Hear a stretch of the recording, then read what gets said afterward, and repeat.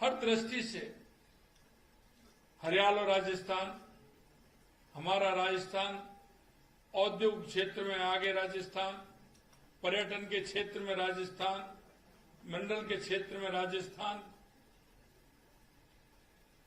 ऐसा राजस्थान हो।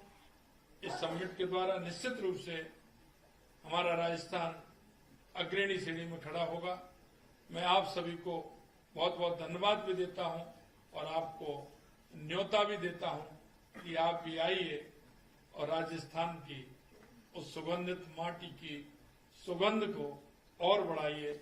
आप सभी इस प्रेस में आए, आप सभी को बहुत बहुत धन्यवाद। नमस्कार।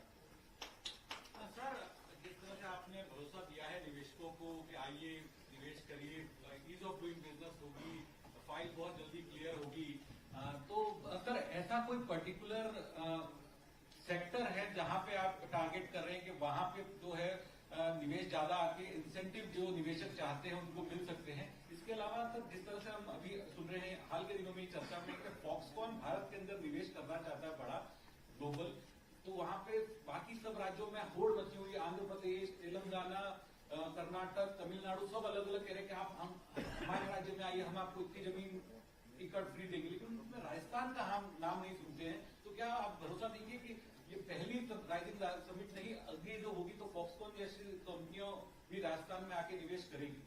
देखिए, मैं आपको बताना चाहता हूं, आज हम पहला रोड शो हमने इसीलिए किया है कि राजस्थान में हमने स्थान भी चिन्हित किए हैं जहां कोई भी उद्योगपति आना चाहता है, इन्वेस्टमेंट करना चाहता है, वो आए। और हमने इस राइजिंग राजस्थान के लिए तो ऑनलाइन है, इसलिए वो करे। निश्चित रूप से हमारे अधिकारी उनसे संपर्क करेंगे। साहब, एक सवाल ये है कि आप हमने यहाँ जो एमओयू देखे हैं, सबसे रिक्वेस्ट है अपना नाम और अपना परिचय मीडिया ग्रुप से वो भी प्लीज बता दें। मैं सोमदत्त शर्मा, दैनिक भास्कर से हूँ।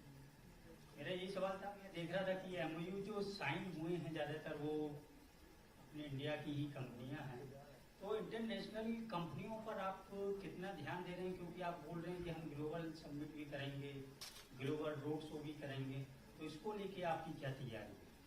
देखिए, हमारी तैयारी है। अभी हमारे उद्योग मंत्री जी स्विट्जरलैंड होकर के आए हैं।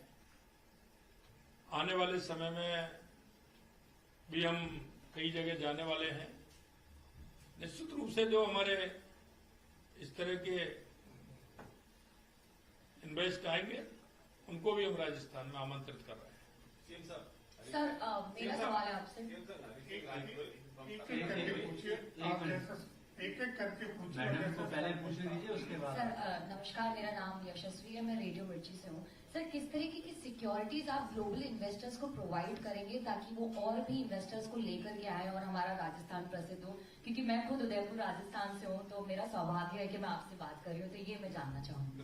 थैंक यू, बहुत अच्छा। और आप राजस्थान से हैं तो और अच्छा है। लेकिन मैंने अभी बताया मेरे उद्बोधन में कि राजस्थान में जो इन्वेस्टर जो चाहता है, क्योंकि हमें पता है कि वो उसको जब वो कहीं भी इन्वेस्टमेंट लगाएगा, उद्योग लगाएगा, तो उसके मन में कई कल्पनाएं होती हैं। और इसीलिए मैंने मेरे उद्बोधन में कहा कि जो उनके मन में कल्पनाएं जो वो चाहते हैं, निश्चित रूप से हमारी सरकार उसको पूरा करे। सर, मेरा नाम ऐश्वर्य प्रधान है। ऐश्वर्य जी पहले सर, मेरा नाम हरि सिंह राजपूत, मुंबई दैनिक प्रातःकाल से हूँ। दिसंबर 2021 में इसी मुंबई शहर में ताज होटल में पिछली गवर्नमेंट ने एक रोड शो किया था, जिसमें 5 लाख के एमओयू साइन हुए थे, जिसमें सिर्फ मुंबई शहर से 1,94,950 करोड़ का एमओयू साइन हुआ था। तत्कालीन औद्योगिक सेक्रेटरी सुबोध अग्रवाल, उन्होंने सारे आंकड़े बताए थे हमें। वो कितना इम्प्लीमेंटेशन हुआ अभी तक और वो नहीं हुआ है, तो उसको आप कैसे करेंगे? ये थोड़ा बताइए। देखिए, मैं आपको एक बात कहना चाहता हूं। पिछली सरकार में कितने हुए थे, मैंने एक जयपुर में भी कहा, क्योंकि मैं एक किसान का बेटा हूं और किसान पर व्यापारी कितना भरोसा करता है ये आप जानते हो। वही मैं भरोसा देने के लिए आया हूं। आप निश्चित रूप से मानिए, जितने होंगे पूरे के पूरे उनको राजस्थान में उतारने का काम करें। सर, पहले रिसर्जेंट राजस्थान आपकी सरकार में ही हुआ था, भाजपा सरकार थी, फिर उसके बाद कांग्रेस सरकार आई। आपने कहा मैं किसान का बेटा हूं, पिछली बार जादूगर थे वो मुख्यमंत्री थे और अब आप हैं। अमूमन कोई भी सरकार होती है वो कहती है कि पिछली सरकार ने व्यवस्थाएं की, वित्तीय कुप्रबंधन, इस तरीके की कई चीजें आती है सामने। तो आपने शुरुआत यहाँ से की है। पिछली सरकार का सवाल भी इन्होंने पूछा जो अशोक गहलोत सरकार थी, तो वहां से उनमें और आप में क्या अंतर आप पाते हैं? क्योंकि एक तरफ जादूगर, दूसरी तरफ किसान पुत्र। देखिए, दो बात मेरे समझ में आती है। दृढ़ शिक्षा, दृढ़ इच्छा शक्ति। कोई भी काम बड़ा नहीं होता है,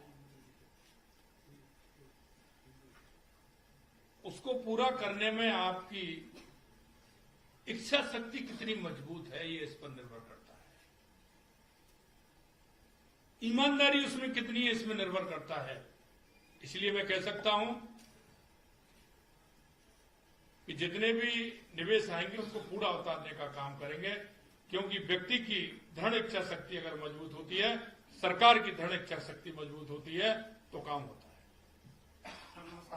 एक मिनट में बीच में बोलना चाह रहा हूँ। माननीय मुख्यमंत्री जी का कार्यक्रम काफी व्यस्त है, इसलिए बस अब ये लास्ट क्वेश्चन ले रहे हैं। अभी से उनकी और कई सारी मीटिंग्स है, so kindly bear with us, we are taking this last question. ये लास्ट प्रश्न से पहले एक मिनट, लास्ट प्रश्न से पहले एक दैनिक भास्कर का जो प्रश्न था, देखिए मैंने अपने भाषण में भी कहा था, प्रधानमंत्री मोदी जी ने टेक्नोलॉजी भारत में लाने के लिए, और केवल टेक्नोलॉजी नहीं, पूंजी निवेश भी भारत में लाने के लिए ऐसा एक अभूतपूर्व फ्री ट्रेड एग्रीमेंट स्विट्जरलैंड के साथ करा है। स्विट्जरलैंड, जैसे आप जानते हैं, बहुत छोटा देश की अगले 10 साल के अंदर स्विट्जरलैंड को टेक्नोलॉजी भी देनी है और $100 बिलियन भी निवेश